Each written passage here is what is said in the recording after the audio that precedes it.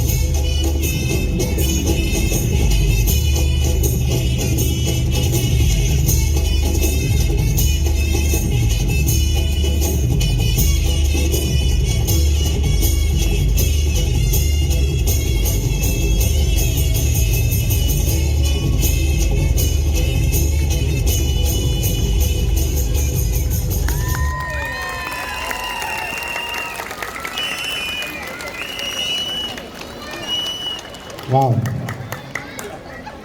Photo photo photo. ಯಾರಿದ್ದಾರೆ choreographer? ತುಂಬ ಹಾಡಿಗೆ ಕೊರಿಯೋಗ್ರಫಿ ಮಾಡಿದ್ದಾರೆ ಅವರು, ನಮ್ಮ ಆಲ್ಪೈನ್ ನಿವಾಸಿ ಕೂಡ. ಅವರಿಗೆ ಮತ್ತು ಅವರ ತಂಡಕ್ಕೆ ತುಂಬ ಧನ್ಯವಾದಗಳು. ಬಹುಶಃ ನಿಮಗೆ ಇದು ಕಾಂತಾರ ಒಂದು ಅದ್ಭುತವಾದ ಚಿತ್ರ. ಕಾಂತಾರ ಮೊದಲನೇ ಭಾಗ ಮತ್ತು ಈಗ ಬಂದಂಥ ಭಾಗ, ಇದು ನಮ್ಮ ಕನ್ನಡ ನಾಡಿನ ಹೆಮ್ಮೆ ವಿಷಯನೂ ಹೌದು. ಇನ್ನೊಂದು ಹೆಮ್ಮೆ ವಿಷಯ ಬಹುಶಃ ಎಲ್ರಿಗೂ ಗೊತ್ತಿರ್ಬೋದು. ಏನು ಹೇಳ್ಬೋದು ಆಗುತ್ತಾ? ರಿಷಬ್ ಶೆಟ್ಟಿ ಅವರು ಆಲ್ಪೈನ್ ನಿವಾಸಿಗಳೇ ಆಗಿದ್ದರು, ನಮ್ಮ ಕನ್ನಡ ರಾಜ್ಯೋತ್ಸವಕ್ಕೂ ಕೂಡ ಬಂದಿದ್ದರು. ಅದು ಕೂಡ ಹೆಮ್ಮೆಯ ವಿಷಯ. ಇಡೀ ನಾಡಿನಲ್ಲಿ ಜಗತ್ತಿನಲ್ಲಿ ಹೆಸರುವಾಸಿ ಮಾಡಿದಂಥ ಕಾಂತಾರ ಚಿತ್ರಕ್ಕೆ ಅವರ ತಂಡಕ್ಕೂ ಕೂಡ ನಾವು ನಮ್ಮ ಆಲ್ಪೈನ್ ವತಿಯಿಂದ ಅಭಿನಂದನೆಯನ್ನು ಸಲ್ಲಿಸ್ತಾ ಇದ್ದೇವೆ.